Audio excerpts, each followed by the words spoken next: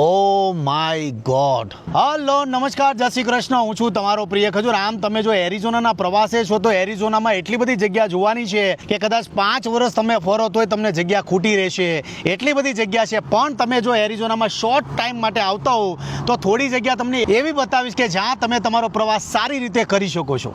એરિઝોનામાં જગ્યાઓ બહુ બધી છે, પહાડો બહુ બધા છે, એટલે આમ તો તમે ફરી ફરીને થાકી જશો, પણ જગ્યાઓ અહીંયાની નહીં ખૂટે. પણ ઘણા લોકો આવતા હોય છે જેની એવી ઈચ્છા હોય છે કે ભાઈ શોર્ટ ટાઈમમાં સારી જગ્યા જોવા જાય. પણ હું તમને થોડી ઘણી જગ્યા એવી બતાવીશ કે જ્યાં તમે તમારા એરિઝોનાના પ્રવાસમાં આવી શકો છો. જેમ કે મેં તમને મારા આગળના વ્લોગમાં બતાવી દીધું છે સેડોના, તો સેડોનાની આજુબાજુમાં ઘણી બધી જગ્યાઓ છે. આજે જોઈ લે કે એ બધી જગ્યાઓ કેવી છે. મહેશ દાદા, ગુડ મોર્નિંગ. Good morning. આજે સરસ ટી શર્ટ લાગે છે. Good morning. Good morning. એરિઝોનાના પ્રવાસે તમે આવો છો તો સવારે 7 વાગે નીકળી જવાનું, કારણ કે અહીંયા બધી વસ્તુ 5 વાગે બંધ થઈ જાય છે.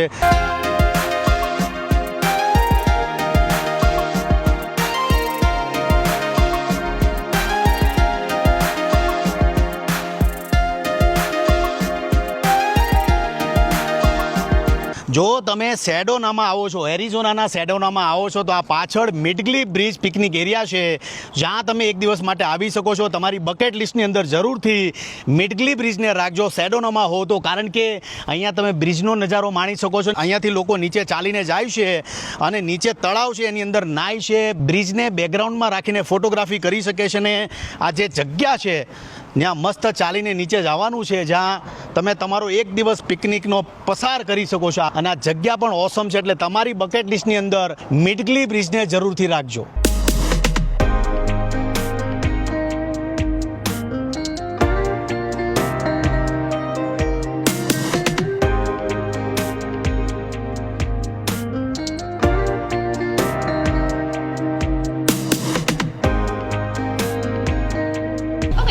$35 for the vehicle. સેડોનાથી ગ્રેન્ડ કેન્યનની ટિકિટ છે $35, મતલબ તમારી એક કાર છે એની ટિકિટનો ભાવ છે $35. બીજું ખાસ કે પૈસા જે છે અહીંયા ક્રેડિટ કાર્ડથી લે છે આ લોકો, એટલે ખાસ તમારી પાસે ક્રેડિટ કાર્ડ હોવું જરૂરી છે. બીજું, તમે ઓનલાઈન પણ અહીંયાથી ટિકિટ બાય કરી શકો છો. અહીંયા તમને આવો મેપ મળશે, મેપની અંદર અઢળક પોઈન્ટ તમને જોવા મળશે જ્યાં તમે જઈ શકો છો. બીજું કે તમે સવારે 9 વાગે આવો અને સાંજ સુધી તમે અહીંયા ફરી શકો છો, એટલા બધા નજારા છે અહીંયા. Grand canyon one of the best place છે. હું અહીંયા આવ્યો અને જોયું. Must visit this place. તમને પહાડ જોવાનું ગમતું હોય તો આ જગ્યા તમારા માટે બેસ્ટ છે. પરિવાર સાથે મોસ્ટ ઓફ ધ લોકો અહીંયા પોતાના પરિવાર સાથે આવે છે. તરુણ આ જગ્યા પર બેઠો છે. મહેશ દાદા ઝાડની નીચે જોઈ રહ્યા છે કે ભાઈ એક્ઝેક્ટલી શું છે નીચે, અને તમે આ લોકેશન જુઓ. One of the best place. Helicopter ride પણ તમે અહીંયાથી કરી શકો છો, એના માટે નીચે બુક કરાવવું પડે. અને આ one of the best place છે ગ્રેન્ડ કેન્યન. જરૂરથી તમે આ જગ્યા પર આવી શકો છો. અને મેક શ્યોર કે અહીંયા આવો તો ખાસ ધ્યાન રાખો, કારણ કે ઘણી જગ્યા પર રેલિંગ નથી. અહીંયા તમે ચાલશો તો સીધા નીચે જશો. તમે કેલિફોર્નિયા કે લાસ વેગાસથી આવો છો તો લાસ વેગાસથી આ જગ્યા થાય છે 275 માઇલ, અને સેડોનાથી તમે આવો છો તો આ જગ્યા થાય છે 110 માઇલ. આ પહાડો બની એનું મોટું કારણ છે કોલોરાડો નદી. કોલોરાડો નદી આ પહાડ છે એની વચ્ચેથી થાય છે. આ પહાડોની જે હારમાળા છે હજારો માઇલ દૂર છે, પણ નીચેથી જે નદી વહે છે એનું નામ છે કોલોરાડો નદી.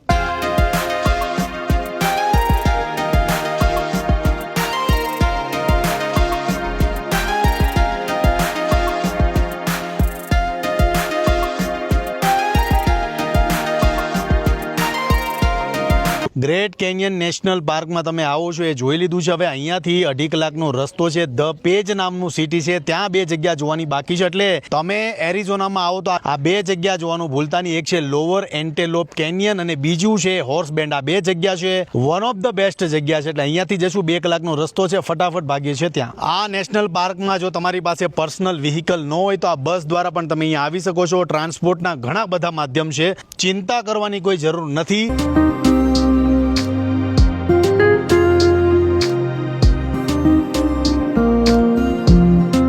ઓ માય ગોડ, મારા જીવનમાં આવું લોકેશન ક્યારેય નથી જોયું. તમે જે પાછળ જોઈ રહ્યા છો, મને બિલકુલ નથી ખબર કે આ જગ્યા આવી છે. એકદમ રેડ માઉન્ટેન, જાણે તમે મંગળ ગ્રહની ઉપર ઊભા હો, તમને એવું ફીલ થાય છે. હું આટલું અમેરિકાની અંદર ફેરો છું, પણ આની જેવી નેચરલ અને બ્યુટીફુલ જગ્યા છે જ નહીં, અને મેં જોઈ જ નથી. તમારા જીવનમાં એક વખત પેજની મુલાકાત જરૂરથી લેજો. 2-4 ડેસ્ટિનેશન હજી બાકી છે, પણ શરૂઆતમાં જે રોડ છે એ જોઈને હું એટલું કહી શકું કે ભાઈ આની જેવી કોઈ જગ્યા નથી. નેક્સ્ટ લેવલ એમ રોડ સીધો આમ જાય આ જગ્યા પર, અને આર છે. તમને જાણે એમ લાગે કઈ છે જ નહીં, સૃષ્ટિ પર કાંઈ વધુ જ નથી. લાલ ગાડી આઈ લવ રેડ. શું કેવું કે કે જિંદગીમાં આપણે કાંઈક વસ્તુ તો જોઈ છે એમ. ઓહો, હજી તો રોડ જોયો ત્યાં તે કહી દીધું કે ભાઈ જિંદગીમાં કંઈક જોયું છે એમ.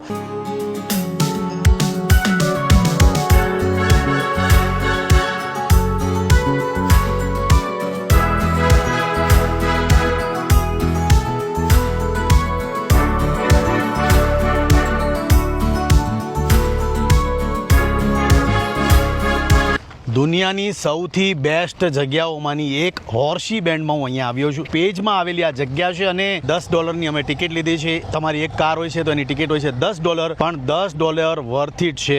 800 રૂપિયામાં તમે સરસ મજાની જગ્યા પર જઈ શકો છો. હજી મેં જોયું નથી, અંદર જાઉં છું, જોઈને તમને કહું કે કેવું છે. ચાલીને અમે જઈએ છીએ. અત્યારે મહેશ દાદાની અને તરુણની બહુ ઈચ્છા હતી આ જગ્યા જોવાની. ગૂગલ કરતા કરતા આ લોકોએ કીધું કે અહીંયા તો આપણે જવું જ જોઈએ, એટલે આ જગ્યા પર આવ્યા છીએ. હું છું અત્યારે એરિઝોનાના પેજ સિટીમાં આવેલું હોર્સીસ બેન્ડમાં. આ પાછળ તમે જોવો છો એ છે હોર્સીસ બેન્ડ. અદ્ભુત જગ્યા છે. $10 ની અંદર તમે આ એક પ્રકૃતિનું આમ તો કુદરતી રીતે બનેલું આ હોર્સીસ બેન્ડ છે.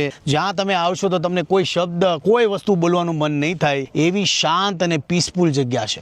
આ જગ્યા બનતા 5 મિલિયન વર્ષ લાગ્યા. એટલે આજે હોર્સી બેન્ડને શેપ આપવામાં 5 મિલિયન વર્ષ લાગ્યા છે. હોર્સી બેન્ડમાં તમે આવશો તો આ નદી તમે જોઈ રહ્યા છો, કોલોરાડો નદી છે. અને આ જે રોક છે ઘોડાના પંજા જેવું તમને ફીલ થશે. કોલોરાડો નદી છે અને આ નદીનો શેપ આવતા 5 મિલિયન વર્ષ લાગ્યા. અને આ જે પથ્થર તમે જોઈ રહ્યા છો, આ રોક પથ્થર છે 190 મિલિયન વર્ષ જૂનો છે. વર્થ ઇટ છે. જરૂરથી આ જગ્યા હું તમને રેકમેન્ડ કરીશ, કારણ કે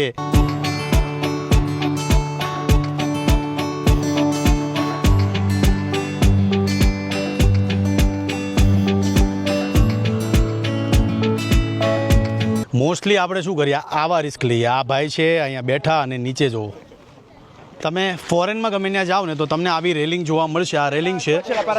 જેવી આ રેલિંગ પૂરી થાય, આપણા ગુજરાત જેવું જરાય નથી કે ભાઈ તમે થોડું કામ કરી નાખ્યું પતી ગયું. એવું નથી. આપણા ગુજરાતમાં આવું સેફટી માટે પૂરી રેલિંગ રાખેલી હોય છે. જેમ કે આ તમે જુઓ, અહીંયાથી રેલિંગ પૂરી થાય છે, અહીંયા લખ્યું છે ખાલી ડેન્જર, અને અહીંયાથી આ જો ખુલ્લું છે. અહીંયા બધા ફોટા પાડે છે. કેટલું રિસ્ક છે જો. હોર્સી બેન્ડથી સીધા લોઅર એન્ટોલેપમાં જઈએ છીએ. હોર્સી બેન્ડ જોઈ લીધું. બધું ડિસ્ટન્સ ઓલમોસ્ટ એક દિવસમાં 3-4 લોકેશન સારી રીતે તમે ફરી શકો છો પેજમાં આવો તો.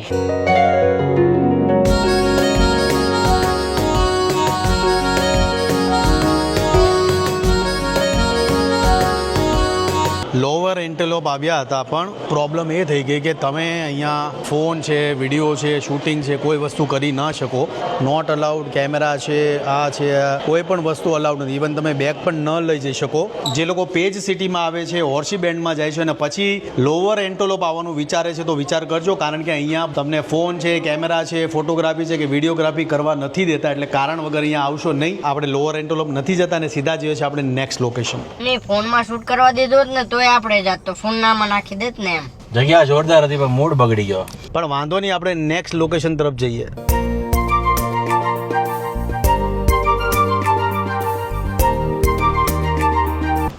રિસ્કી છે થોડું જવું. એકદમ અનનોન પ્લેસ છે, ધ વેવ. અને અમેરિકાની અંદર પાછું અનનોન પ્લેસ પર જવું થોડુંક અઘરું છે. આવો રસ્તો જિંદગીમાં નથી જોયો. યુએસની અંદર આવો રસ્તો કાઇન્ડ ઓફ જંગલ જેવું જ છે આ, કે ભાઈ આમાં જવું જોઈએ. મેપમાં બતાવે છે ભાઈ, મારી પર નહીં નાખતા. પણ મેપ ઘણી વાર છે ને ખોટા રસ્તે આમ તેમ ન લઈ જાય, એ જોવું જરૂરી છે. શું કે રોડે ચડાવ્યા તો ભાઈ. ટેન્શન મને એ છે કે કોઈ આ ગાડી આવ જાવ નથી કરતી પાછી. કાંઈ ન થાય, જવા દો તમે તમારે. કાંઈ ન થાય દાદા. હા, ધીસ ઇઝ અમેરિકા બડી. જગ્યા જો કેટલી ડેન્જર છે. Oh my God. ઓય જોજે. થોડીક મને બીક લાગે છે. કોઈ ગાડી કેમ નથી આવતી? સિંગલ ગાડી આવ જાવ નથી. આમ મેં ઉપરથી આવ્યા અમે. જગ્યા હશે તો જોરદાર નીકળશે. ઓ અઘરું છે દાદા. Not possible. નો આવે ગાડી અટવાઈ જાય. ઇમ્પોસિબલ છે. શું કે આમ પાછી ચડશે. અરે અહીંથી જાવું કેમ? આ બધું તૂટેલું ફૂટેલું છે. ગયા પછી ની મળત મરી જાવ. આ તું ક્યાં મહેનત કરવાનું ચાલુ કર્યું? અહીંથી આમ ધીમેકથી લેશો ભલે અહીંથી, પછી રિટર્નમાં ચડાવશું કઈ રીતના? એ ટાયર ફાડી નાખ્યો. થોડું ઊંચું છે, ઢળાનવાળું, અને ગાડી પાછી નીચી છે, એટલે પોસિબલ નહીં. ધીમે ધીમે ધીમે ધીમે એકદમ ધીમે ધીમે. હવે મારો થોડો મારી સાઈડ ટર્ન, થોડીક એક નોર્મલ. અડી જાય, અડી જાય. તરુણ એક્ઝેક્ટ પાછળ લઈ લે, કટ ટુ કટ. ભાઈ રેવા જો, ખોટા રિસ્કલોમાં ઉપર નીચે જ બધું અટવાય. વાળવી કેમ તો ટફ જોબ થઈ ભાઈ. દાદા ખોટું રિસ્ક લીધું. પોસિબલ નથી દાદા, નીકળી જવાય, આમ અટવાઈ જાય ખોટું. અમે થોડાક ફસાણા છીએ. ધ વેવમાં જતા હતા, પણ હવે રસ્તો એટલો ઉબડ ખાબડ ને જંગલવાળો નીકળ્યો, એટલે હવે પાછું જવું પડે છે. રિસ્કી છે. અને આ પાછળથી તરુણ લે છે ગાડી આવી રીતના રિવર્સમાં, અને રસ્તો પાછો બહુ પતલો છે. નીકળી જાય તો સારું ભગવાનની દયાથી. જય અંબાજી માં. ઘણીવાર ગૂગલ મેપ ધંધે ચડાવી હતી, એ આજે મને ખબર પડી ગઈ. અનનોન પ્લેસ, જંગલ છે, લિટરલી થોડીક બીક લાગે છે. ગાડી વળી જાય તો સારું. થોડીક એક જ લેજો બસ. ભાઈ જબરું રિસ્ક લઈ લીધું, અને પાછું યુએસની અંદર આવી જગ્યા પર બહાર રખડવું એ પાછું ઘણીવાર રિસ્કી રહી. ફાઇનલી બીજો કોઈ રસ્તો નથી આનો, ધ વેવનો આ જ છે. એ પણ થોડોક તો આવો જ છે. આગળથી આમ રોડમાંથી કોઈ કનેક્ટ નથી થતું. એ કેરો છે ભાઈ, એ પણ થોડોક તો આવો જ આવશે. એટલો ન હોય ભાઈ, હાવ રિસ્ક ન લેવાનું હોય. તો બરોબર, ધીમે ધીમે ધીમે. આમાં એ તો છે ને ધીમે ન હોય, આમાં મારી રીતે આખવા દે. ભાઈ આવી અનનોન જગ્યા હોય ને, એટલે ભવિષ્યમાં જિંદગીમાં એક વસ્તુ રાખવી, કોઈ ગાડીઓની અવર જવર ન હોય ને તો ન આવું. અરે આ થોડું કેવડાવ્યો. આ તો ભગવાનની કંઈ કૃપા ન કરે. આમાં તમે જંગલમાં ઘૂસી જાવ તો ક્યાં જવું. રિસ્કી પ્લેસ છે આ ભાઈ. આ એક નવો રસ્તો ધ વેવનો પાછો ટ્રાય કરીએ છીએ. હા ફાઇનલ. એ પાછળ બોડીએ માર્યા હતા, એટલે મારી પર નહીં નાખતા હોય. હવે મેપ એક જ રસ્તો બતાવે છે. તો જે આમ તો વેવમાં આ ગલીમાં આવવાનું હતું ને, અમે એમ આગળ વી આવી ગયા. ફાઇનલી વેવ તો પહોંચી ગયા, ધ વેવ, પણ લાગે છે બહુ દૂર લાગે, ચાલીને જવાનું થાય. મહેશ દાદાને પૂછવા મોકલા છે. જગ્યા બહુ સારી છે, પણ મળતી નથી ધ વેવ. ઓલા ગોરાને પૂછ્યું છે કે હવે ક્યાં છે, કેમ કે ક્યારના અમે આમથી થાય છે. અમે ઉથામાં હતા અત્યારે, હવે પાછા જો એરિઝોનામાં જઈએ છીએ. Living Utah, entering Arizona. તો વેવના ડેસ્ટિનેશન પર પહોંચી ગયા, પણ હવે અહીંથી હાલીને જવાનું કહીશ. અહીંયા ગાડી મૂકીને બધું કલાક હાલીને જવાનું છે. 1 કલાક હાલવાનું. અમે ઓન ધ વે પહોંચી ગયા છીએ ધ વેવ્સ. હવે એવું કહે છે કે 1 કલાક ને 8 મિનિટ ચાલવાનું રહેશે કન્ટિન્યુઅસલી. તમે ચાલો ને તો તમે પહોંચો, એટલે ખાસું હશે ડિસ્ટન્સ. પણ હવે વિચાર એ આવે છે કે તડકામાં ચાલવું કે ન ચાલવું, કે પછી અહીંથી અમારું નેક્સ્ટ ડેસ્ટિનેશન છે the pocket, sorry white pocket. ચાલો કંઈ નહીં, ફાઇનલી નક્કી એવું થયું છે કે વ્હાઇટ પોકેટ જઈ આવીએ. વ્હાઇટ પોકેટ જઈને પછી એવું થયું કે અહીંયા ગાડી મૂકીને કલાક હાલવાનું છે તો ભારે પડી જાય. આજનો દિવસ જ અમારો બેકાર છે. ગાડીમાં પંચર થયું છે, અને તો સારો એક ભલો માણસ અમને મળી ગયો. આમ તો કહેવત છે ને કે ભાઈ ભોળાનું ભગવાન. યુથા અને એરિઝોનાની બોર્ડરની વચ્ચે અમારી ગાડી છે. અમે જતા હતા વ્હાઇટ પોકેટ, અને વ્હાઇટ પોકેટ જતા અમારી ગાડીનું ટાયરનું પંચર થાય છે. જોઈએ છે તો જંગલની વચ્ચે અમે છીએ. અમે ટેન્શનમાં મુકાઈ ગયા કે ભાઈ હવે આપણે 911માં ફોન કરવો કે કોઈની હેલ્પ લેવી. 10 જ મિનિટમાં એક પર્સન આવે છે. એ પર્સને કીધું કે ભાઈ હેલ્પ કરો, અમારે આ પ્રોબ્લેમ થઈ છે. તો મને કીધું ભાઈ તમારી પાસે સ્પેર વ્હીલ છે, ટાયર છે? મેં કીધું ટાયર નથી અમારી પાસે. તો એમણે એમની ગાડીમાં જઈને પેલું હવા પૂરવાનું મશીન લીધું, અને કીધું કે ભાઈ આ હવા પૂરવાનું મશીન તો તમારી પાસે હોવું જ જોઈએ, અમેરિકામાં ફરો છો તો. પણ કે કાંઈ વાંધો નહીં, તમે હવા પૂરવાનું મશીન લઈ જાઓ, વચ્ચે પૂરતા જજો એમ કીધું, તો તમે પહોંચી શકશો. તો અમારે જવાનું છે પેજ. અમે યુથા અને એરિઝોનાની વચ્ચે છીએ, અને અમારે જવાનું છે પેજ, કેમ કે ત્યાં વોલમાર્ટ છે, ને વોલમાર્ટની અંદર પંચર થાય છે ગાડીના. હોપફુલી શાંતિથી પહોંચી જઈએ તો સારું છે.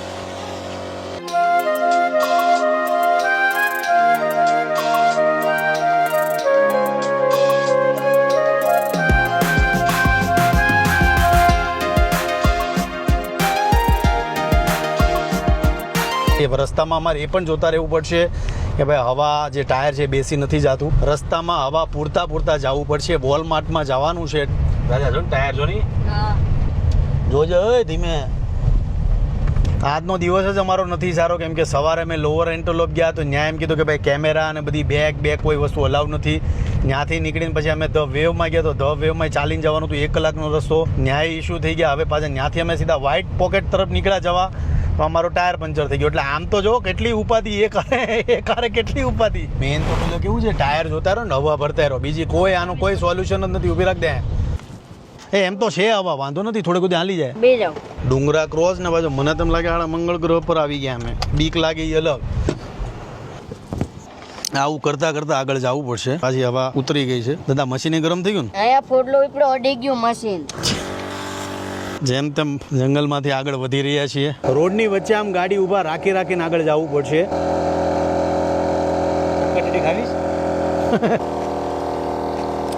ટેન્શન નહીં લેવાનું. અમેરિકામાં રોડે ખાધી શક્કરટેટી. હે આમ તો ગુજરાતમાં ગમે ત્યાં બેહીન ખાતા, પણ અમેરિકામાં જો રોડે બેહીન ખાઈ હો તો ભાગવું પડે હો.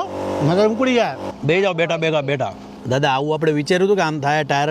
આજનો દિવસ જ કેમ હોય કઈ ખબર નથી પડતી. 5 મિનિટે ગાડી ઊભી રાખવી પડે છે અને હવા ભરવી પડે છે, જેના લીધે આ મશીન ફૂલ ગરમ થઈ ગયું છે. એટલે એસીમાં મૂકી અને પાછું આને ઠંડુ કરવું પડે. ફરતે ગમે ત્યાં તમે લોકેશન જુઓ, ના બંદા ના બંદે કી જાત. હવા પુરાવતા પેજ સિટીમાં જઈ રહ્યા છે એરિઝોનાની. આજનો દિવસ જ અમારો બેડ હતો.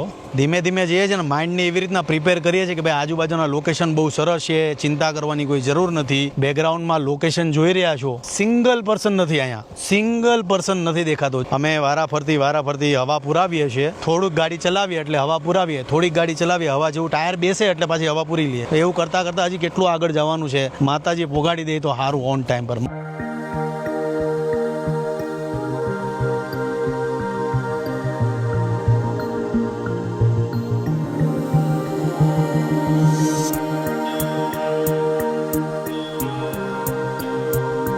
એવી જગ્યા પર હતા, એવા જંગલમાં હતા કે કોઈ જાતની મદદની તો સંભાવના જ નથી. વચ્ચે પહોંચી ગયા અમે. વ્હાઇટ પોકેટ નામનું એક સરસ મજાનું ડેસ્ટિનેશન છે, ત્યાં ગયા અમે, પણ અંદર જઈને અટવાઈ ગયા. નેટવર્ક જ નહીં. આ વ્હાઇટ પોકેટ બાજુ જવાનો રસ્તો છે. ફાઇનલી અમે પહોંચી ગયા છીએ અત્યારે હાઈવે પહોંચી ગયા. અહીંયાથી થોડુંક જ ડિસ્ટન્સ બાકી છે. ગાડી છે આપણી આ જગ્યા પર. હવા ભરાઈ છે. આ કોઈના તમે સારા કામ કર્યા હોય ને તે આડા આવે, એ કહેવત સાચી છે. કેટલા કિલોમીટર ગાડી ચલાવીને પહોંચ્યા, અને આ જે ભાઈ હતા એ ખબર નહીં કોણ, તમે ભગવાન કહી શકો કે એ રસ્તામાં અમને મળ્યા, મદદ માંગી. હવે થોડુંક બાકી છે ડિસ્ટન્સ. અમેરિકાની અંદર હેલ્પફુલ લોકો બહુ છે, બહુ એટલે બહુ છે. એનું ઉદાહરણ મને ઘણી વખત મળી ચૂક્યું છે. એટલા માટે કહું છું, તમારી દાનત સારી હોય, તમારી નિયત સારી હોય ને, એટલે તમે દુનિયાના ગમે એ ખૂણે જાઓ. મેં આગળ કીધું હતું ને અત્યારે પાછો કહું કે માં અમારી હારે છે, માં અંબા, જય અંબે. અમારી માં અંબા હારે હોય ને એટલે પછી ત્યાં દુનિયાની કોઈ તાકાતથી બીવાનું ન હોય. જય અંબે. બધું ધૂળ થઈ ગયું. ચાલુ કરો તો હા, બસ શાંતિથી વોલમાર્ટ પહોંચી જાય. હાઈવે છે સિંગલ પટ્ટીનો. એટલું કહી શકું કે જેમ તેમ પહોંચ્યા. પેજ સિટી અહીંથી 30 મિનિટનો રસ્તો છે, એટલે હજી નહીં તો અમારે 7 થી 8 જગ્યા પર સ્ટોપ બાય થવું પડશે, હવા પૂરવી પડશે ને પછી જ પહોંચવાના છીએ ડેસ્ટિનેશન પર. આમ તો હવા પુરાવા કરતાં 4 ટાયર બદલવાનો વિચાર કર્યો છે અમે, કેમ કે ગાડી બહુ ચાલી ગઈ છે, એટલે ટાયર બદલવા બહુ જરૂરી છે.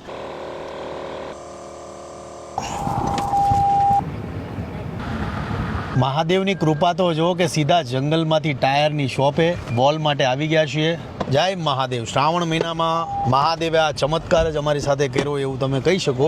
4 ટાયર અત્યારે ચેન્જ કરવા આપી દીધા છે. જે એડવેન્ચર હતો, 4 જગ્યા અમારે આજે ફરવાની હતી, એમાંથી એક ખાલી હોર્સી બેન્ડ અમે ફેરા પછી બધી એટલી બધી પ્રોબ્લેમો ચાલુ થઈ, ન પૂછો વાત. આવા જંગલની અંદર મને પોતાને હું સરપ્રાઈઝ છું કે આવા જંગલની અંદર જ્યાં કોઈ ફોન કોલ ન હોય, પણ કોઈ જાતની સુવિધા નહીં. અમે પોતે મૂંઝાણા હતા કે ભાઈ કેમ થશે, પણ એક દાદા આવે છે અને એ દાદા આવીને મસ્ત અમને હેલ્પ કરે છે.